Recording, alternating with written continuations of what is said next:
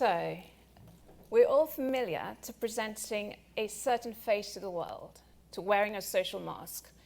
It's what makes us human. And we're highly complicated creatures as human beings. Often what we say and what we feel are two very different things. So this makes it incredibly difficult to get a true picture of what people are truly feeling beneath the mask, what your employees are truly feeling beneath the mask. So at best, you may be getting half the picture. At worst, you could be getting the wrong view altogether. I'll explain what I mean by this. So from a neuropsychological perspective, when you ask people questions, you may give them a range of answers to choose from, as you would in a traditional survey. You end up activating the conscious part of the brain. And this is when the conscious bias creeps in. Now, for different reasons, we start to automatically moderate our answers. This could be for various reasons. It could be because we want to be strategic in our answer. We want to be secretive, disruptive. Or it could simply be because we just want to fit in with the social norm, to be socially desirable. So when it comes to mental well-being, for example, this could be because we want to protect our vulnerability, to hide our anxieties, our fears, our worries. And I completely understand this.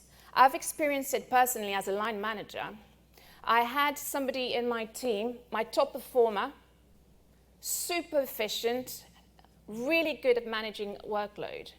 And as a line manager, as you know, all of you will be familiar with, I used to have regular one-to-ones with this person, not only to look at performance, but to check in on their mental health as well.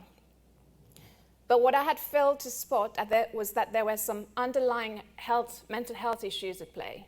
And this person had become so good at wearing their social mask that I had failed to spot that.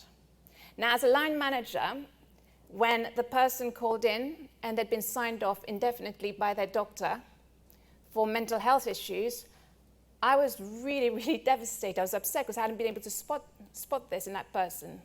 And it got me thinking.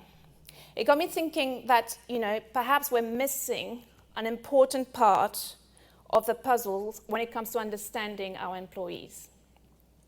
And that's quite a big deal.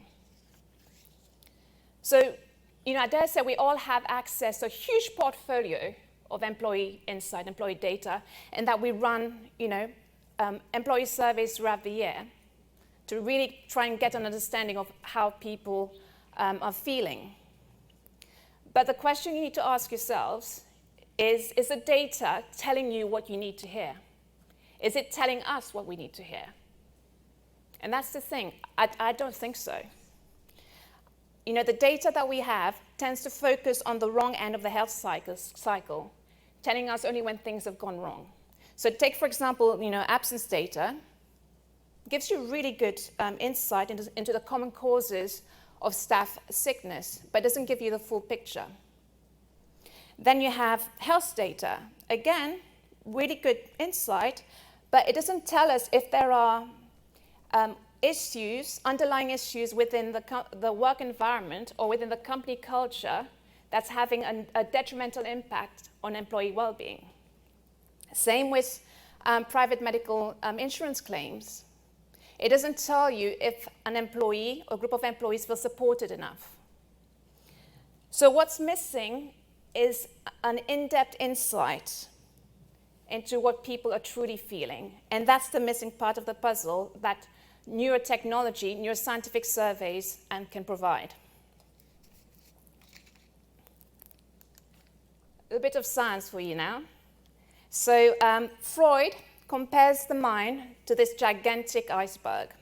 So you've got the conscious, logical, rational mind, which is seen as the tip of the iceberg, whereas the vast unconscious mind that influences our judgments, our feelings, our behaviors, lies below. It's not as visible. Now, from a neuropsychological perspective, traditional surveys are just not engineered to go past the conscious mind, to go past that social mask. They can capture what people are prepared to tell you, but it can't capture what people are truly feeling deep down, because that's stored within the subconscious mind, which traditional surveys cannot tap into. And all of this is crucial information when it comes to designing a well-being strategy that is targeted and that emotionally resonates with your employees.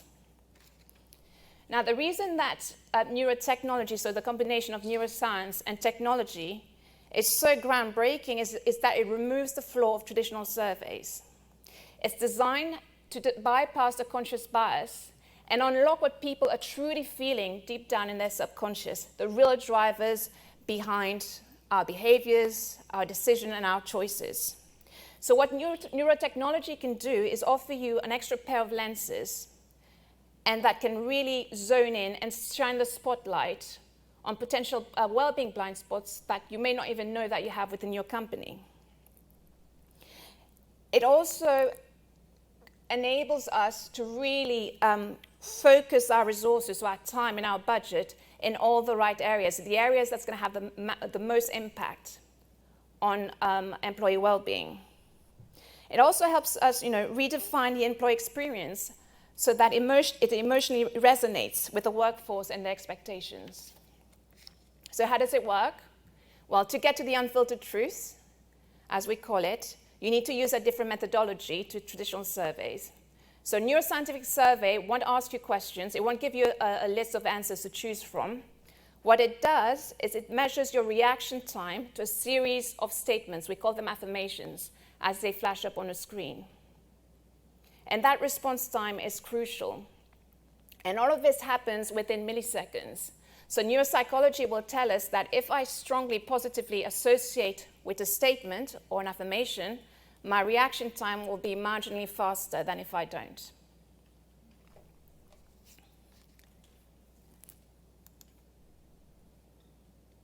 I'm going to share a few case studies with you, just to bring it to life a little bit. Now, with neuroscientific surveys, with neurotechnology, you can run both the traditional and the neuroscientific survey in one online session. What that allows you to do is to compare the results between what people are prepared to say, so the output from the traditional survey, and what people actually feel, the output from the neuroscientific survey. And the variation in results, so the difference between the two, is what we call the cognitive dissonance. So this particular radial diagram that you're seeing here up on screen is a typical output from a neuroscientific survey. So on the outside, you've got the list of affirmations. So pay attention to the dark colored line, the almost perfect circle of positivity, scoring in the high 70s into the 80s. So when a leadership team is looking at this, they're thinking, well, we're doing really well as a company. People are telling us, that, work deadlines are achievable, they've got good work-life balance, they're involved in decision making. This is what people are prepared to say. But if you look at the red line, which is the output from the neuroscientific survey, you start seeing a different story emerge. For example, let's take the affirmation, I have a good work-life balance, or my work deadlines are achievable. People are saying, absolutely, we agree in the traditional survey, but deep down, that's not how they feel. So as a company, you can imagine, if you were part of that leadership team looking at the output of a traditional survey, you'd say, well, there's not much more we can do because we're doing pretty well, because our people are telling us what we're doing well. But the neuroscientific survey is saying something else. And there are other cases as well. There was a global professional services firm where we ran a neurotech-based survey to measure how their employees felt towards their total reward. Now, this particular company had always been convinced that the reason employees were disengaged and unhappy, and some of them were actually leaving the company, was to do with pay and bonuses. Because guess what? This is what the traditional surveys had told them in the past. This is what the employees had said. When we ran the neuroscientific survey, we found out that the underlying issue had nothing to do with pay and bonuses. People were unhappy and disengaged because they felt that they didn't have a good work-life balance. And the company had a poor culture of recognition. And this was having a detrimental impact on their well-being. People were overworked, they were overstressed, they were burnt out. Now, if that particular company had relied on a traditional survey, they would have invested their resources, their time and budget into well-intentioned quick fixes like raising salaries and bonuses. But the question is, would this have had a long-term impact? I don't think so. I think they would have been back to square one the following year because they would not have addressed the underlying issues. Likewise, there was another company, this time within the automotive industry, where the majority of employees were male. So again, they'd ran traditional surveys in the past, and they wanted to measure how employees were feeling after post-pandemic, but also following organizational changes. To them, it was really important that they felt that employees were bringing the best of themselves to work.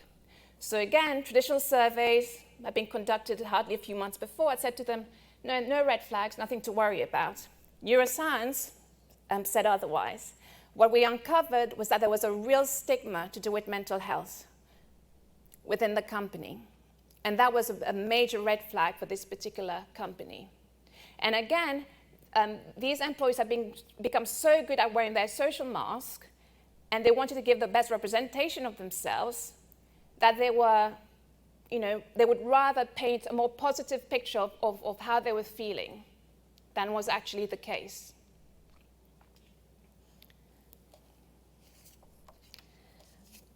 So, today you would have heard from, industry leaders that there's a heightened focus on health, well-being, and workplace resilience as a means of helping us navigate through this really volatile world that we now live in.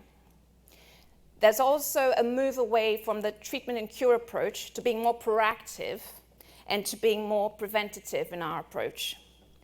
But if we don't understand what the underlying issues are, if we don't understand what our people are truly feeling, how can we apply the right solutions?